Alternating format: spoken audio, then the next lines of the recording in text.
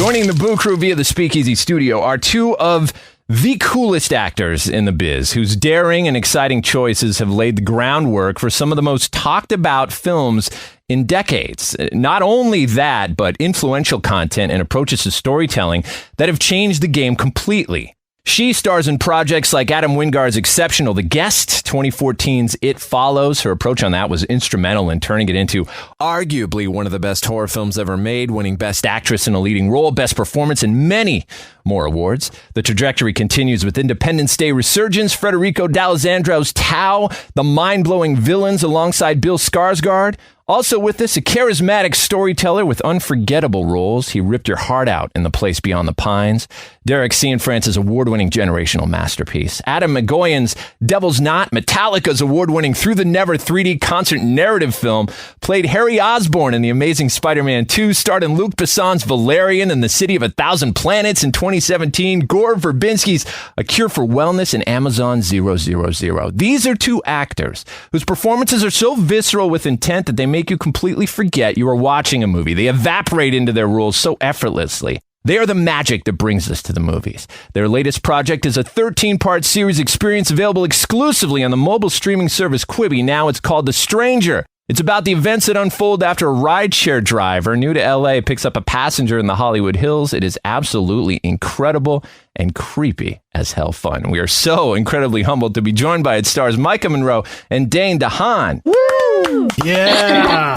Wow, I don't even want to talk. I just want to continue to hear you talk about us. So. Yeah, I love that. Well, there's plenty talking about you guys coming up. So first of all, thank you so much for taking the time to be with us today, and congrats on this project. We are so excited to be speaking with you both, seriously. Thank you so much. Thanks. Let's start off with your first impactful moments with the horror genre as a viewer. Oh man, I was obsessed with horror as a kid. I would go, my mom wouldn't allow me to watch scary movies, so I'd go over to my friend's house. We'd have sleepovers and we'd rent like five horror movies and stay up all night and watch. I think Nightmare on Elm Street was the one that really scared me because I didn't want to sleep anymore, and that was bad. But that was like, I think, a turning point, like just being like in awe of horror and also just being absolutely terrified. And how about you, Dane? Gosh, I'm trying to think. I definitely am of the like Snick, Are You Afraid of the Dark generation. Yeah. Yes. You know, that was probably my very first introduction to it. Loved that show. But also, you know, definitely like Tim Curry's It was a big part of my childhood. And probably the first time I really remember being like truly like terrified was when Tim Curry was It. It's a similar experience watching The Stranger in these bite-sized chunks that I remember watching that original It miniseries with Tim Curry. That just dread that just kept you going through the whole thing. And I just absolutely love it. And we'll get to more of that in a bit. Now, you guys have done an incredible amount of work in many different styles. What's the creative world that opens to you as actors when you approach a piece of horror, sci-fi, or genre adjacent material versus any other styles? I think it's about understanding the world that you're in. You know, I think and I've been in a lot of different worlds, but like specifically with The Stranger, you know, I think Vina, the director and writer, wrote this like really amazing character that was like talked so much, and there was so much to lean into and chew on. And so the conversation became about like, exactly what kind of world are you trying to create, and how much do you want me to lean into this and chew on it and have fun with it? And the answer became like, let's try everything, you know, like let's go super far. Let's try to push the boundaries of the performance and try to make something like not only terrifying, but also kind of big, but then let's explore what the smaller moments would be too. And I think that's what led to, you know, the collaboration that created the character. For me, the most important thing is grounding it all. You know, you're as an actor, you know, you're thrown into these insane situations or unbelievable situations, and it feels like my job as the actor is to keep it incredibly grounded so the audience can really come on this ride with you and believe everything that they're seeing, even though maybe it is unbelievable. And that's always so fun to do, you know, experiencing things that I would never experience on a daily basis or maybe in my entire life, but being able to bring that to life is so fun.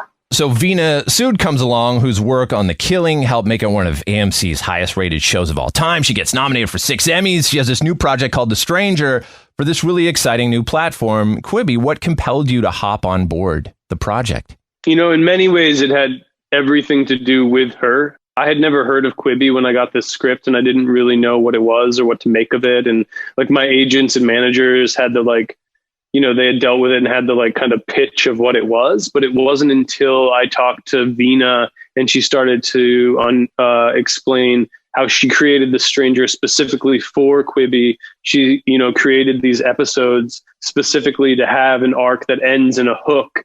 And if you read it with that intention and her understanding of what like not only a horizontal frame can do, but a vertical frame can do in telling a story, you know, she's such an intentional filmmaker, and I felt like Quibi in a way challenged her, and she really rose to the equation to find a story specifically for the platform, and that was just as exciting to me as the script itself. I totally agree. I mean, it was really, I mean, I was a huge fan of Veena prior to reading the script, but it was really sitting down with her and just hearing her specific ideas to really take advantage of this platform and make this series something unique that would really work on something new like this. The series has elements of movies like The Hitcher and Seven and Saw. Were there any specific titles or real-life people that director Veena Sud asked you to pull inspiration from for your characters? Dane, do you have it? I don't think she did. No, I think mostly it came together for me pretty fast, and there was not like a ton of time to prepare it. And maybe that would have crept in other conversations if we had more time. But basically the stuff she was showing me was more about technology, about algorithms, about, you know, where the world's at with that kind of stuff, in an effort to understand what Carly's doing and why he's doing it. And that like, this is a world that it is actually possible. You know, this isn't like a fantastical idea. Like what he's doing could in theory happen. Our conversations were more about that than maybe like stylistically or inspirationally from other horror films. One of the things that is so fascinating about this particular project is, as we were saying, the mechanics of the platform and the way it's absorbed, this content delivery in bite-sized chunks, 5 to 10 minutes. What do you guys think that does to elevate the experience of going through this particular story? We'll go to Maika for that one. Well, I think what's so cool about this project, The Stranger, and pairing it with Quibi is that it's a thriller that the thrill is coming from this phone. And so it becomes a very real experience for the audience member to be watching it on a phone. And so I think that is, and Veena had like so many cool ideas of really making it feel super personal. You know, we did a lot of shots, a lot of angles that, yeah, I think is such a cool way to view it on phone. Yeah, I mean, it almost sounds cheesy, but there is an intimacy between the viewer and the material because we're actually holding it in our hand, which is a really interesting connection. Yeah. Was there anything, Dane, going on in your mind? Was that in the back of your mind at all, or did it inform any performance choices, knowing that you were going to have this intimate relationship with who was watching it? You know, maybe the only times where it really informed it was when they actually like handed me an iPhone and I filmed myself doing something. Right. It's the first project I've ever done that. Because I create video messages for Claire in the show, and it's the first time they've been like, so you're operating the phone and you're filming yourself on the phone. And when people watch it, if they're watching horizontal, they're just going to see the thing that you shot, you know? That's the only time that it really crept in, and that was an interesting experience for sure. The Boo Crew will be right back. Just when you thought it was safe to sleep, A Nightmare on Elm Street 4, The Dream Master, the biggest nightmare of them all.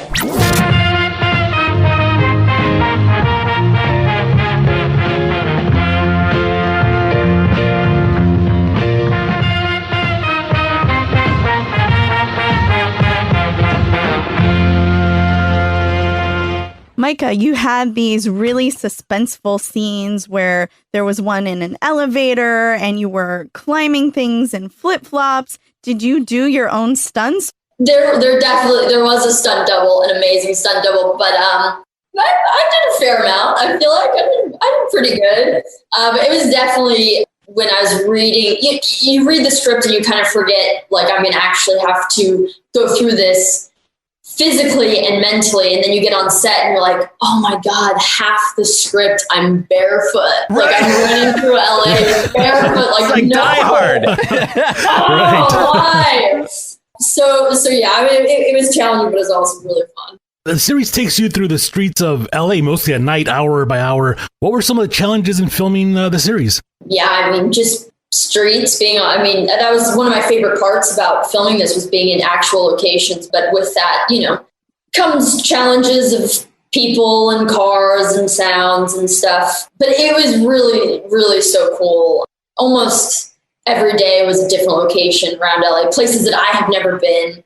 So that was a really, really cool part about filming this. Now, episode 4 has this incredible long take with no real perceivable edit at all, where Claire is driving through the streets of LA up to when you leave that church building. Yeah. What was that like to film?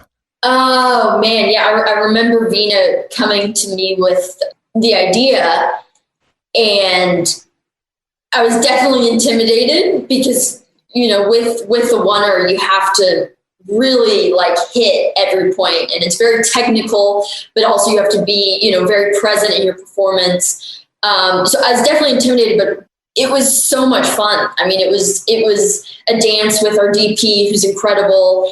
And, we rehearsed it so many times. Yeah, it was I had never done anything like it. So it was really fun. Dane, you have this really creepy air to you. Like, I would never want to interact with you in real life. Your character scared me that much. How did you go? I would never want to have you on a podcast. Besides that, your character, Carl E, man. So how did you get there? How did you get to that dark space to be so just naturally creepy? I think it's just about understanding why he's doing what he's doing. I think Carl does have fairly clear intentions that you learn as the series progresses. And I think it's also about understanding. This is the first time I played a bad guy with the worldview that there's bad people that do bad things just because they're evil. It had been a while since I had played a bad guy. And I think previously I had always just tried to say, oh, they're good people doing bad things. But I think this was the first time I was like, oh no, there's bad people out there. And Carly is one of them. He's evil. He's using technology for evil, and he's an unhinged psychopath. And so having permission to understand him in that way and lean into that definitely helped the performance. Now, what about the chemistry or the anti-chemistry between your two characters? I had heard Maika mention that Dan kind of kept a spooky air to himself between takes. Can you elaborate a little bit on that? And Dane, exactly what on earth you did? What on earth did you do? Gosh, I don't know. I think it's always helpful to in some way stay in the mindset. I'm not I think it's always a balance, because I never want to be the kind of actor whose process gets in the way of other people's processes, no matter who that person is, be them another actor or a DP or a director or a makeup person or a grip or whatever.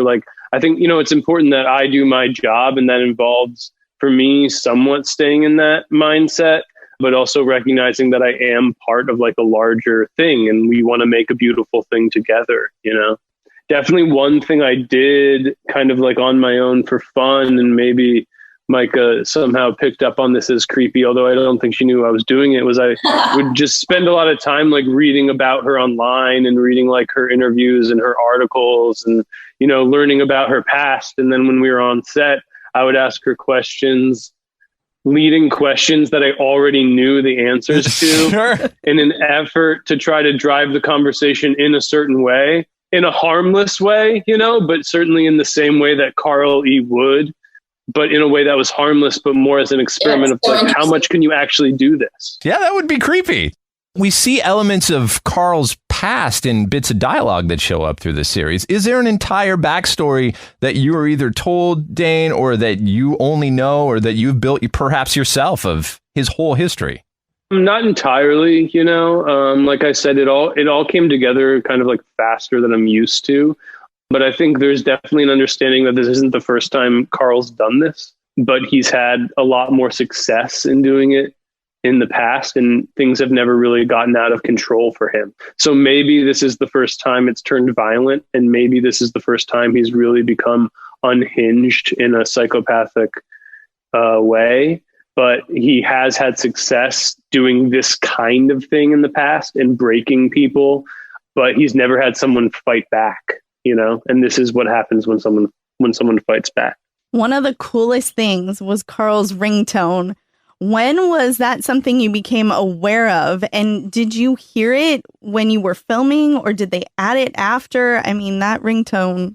It's chilling. It's chilling. I want it, though. I want the ringtone. I didn't hear it before. Did you, Dane? No. Vina always said, like, I want it to be, like, menacing and iconic. Like, she had a very clear vision for it, but I never knew what it was going to sound like. The series takes some really dark twists and turns. In terms of the script, did either of you have prior knowledge as to the ending of the series, or was anything kept as a surprise? Pretty sure both of us knew everything.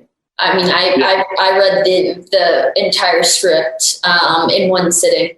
So I knew what was coming. Did you get to keep the iconic red shoes, Dane? Did you keep that? No, I don't have no. What did I keep? I never want to see them again. I'm trying to think what I kept. I didn't keep the shoes. Those are very fancy and expensive shoes. I don't know that I could pull them off in my like real normal life. I did not keep them. I'm trying to think of what I kept. Carly's a snazzy dress. Got like that Paddington Bear jacket near the end he's rocking. It's pretty snazzy. Yeah. At least he's got that going for him, right? Yeah, true. One of the coolest accessories would have to be your dog, Pebbles. Oh, yeah, of course. Can't forget about Pebbles. How was that relationship, and is it still going on to this day? I wish. Pebbles was great. It was really challenging working with the dog, but also really fun. I have my own dog, and so it was really just comforting having a dog on set, but also, like I said, very challenging because it is a bit harder to control a dog. So there was a lot of takes with the dog, but she was great. As we're ending our time here, we definitely want to jump into a little bit of extracurricular film activities. We're going to hit It Follows real quick. That's a movie that we love. We actually managed to acquire your screen use wheelchair from the beginning, the bent back prosthetic leg from the victim at the beginning, the gun that you guys used to hunt down the It, and your casts. No way! Yeah, we got it all in the display cabinet in the house. But so we're huge fans of that movie. And I just wanted to ask, what is your personal take on the end of that film? Are they being followed by the It? What happens to Jay and Paul in your eyes? I just have a feeling that I think they might be being followed. I feel like the eeriness of that last shot, there's something in the air. That's my 2 cents. What do you guys think? I think so too, and I'd love to see them strike back at the It. We want to see a sequel. That would be the best. Yeah. That would be the best ideal. Do you think, as far as the sequel idea, have you been told anything about any sequel ideas? Is there any ideas that you personally have that you think would be a good sequel? I would be very open to a sequel, but I have heard no discussions from David, the director, of there being a sequel. If I had to guess, there probably won't be, but you really never know. I feel like it's been so cool with this film, how it still has such an impact on so many people and has really meant a lot in the horror genre. I think really anything's possible. Where do you think that story would have gone if there was a sequel? Oh my gosh, I have no idea. I really have no idea. I think there are so many different possibilities, and I feel like Well, I wonder if David has thought about it. I'm sure that he has, and kind of where these characters, if there was another movie, what that adventure would be. But I really don't know. That's something, it could go a lot of different ways. Do you guys both have a dream horror role that you guys would like to do? I really don't know. Maybe like Nosferatu. Oh, that'd be awesome! Oh, Dude, nice. you'd make That'd an be cool, amazing right? Nosferatu. Yeah, You'd be really so would. good at it. I think I could do it. Yeah. It'd be fun. Hell yeah. Yeah. So fun. Speaking of which, there is an iconic moment in A Cure for Wellness with this dental scene and this contraption that you're wearing. And how did you pull that off without getting hurt? You know, that's a really good question. No, I don't remember. Gore Verbinski is such an amazing filmmaker. And the one thing he requires for any film he makes is time, and he's got this like incredible cinematic mind, and he understands special effects and cinematography and all that stuff in a way that's pretty incredible. I know they had an entire prosthetic head made that actually had teeth that you could drill into, and then they like composited it with my face. But definitely I spent the entire day with that thing in my mouth, and then, the drill was a pretty real drill that went really fast. And so it made the scene pretty easy to do, because even when that drill is like 3 inches from your mouth, you start freaking out. Oh my God. Just the sound it makes. And yeah. But there was a lot of like composite images, this and that, to make the actual drill going into the tooth moment. And that's just Gore Verbinski's genius. Well, you guys, we're going to wrap up now. Thank you so much for taking the time to do this with us today. We really appreciate it. We love The Stranger. Awesome. Yeah, thank you guys so much. Thank you.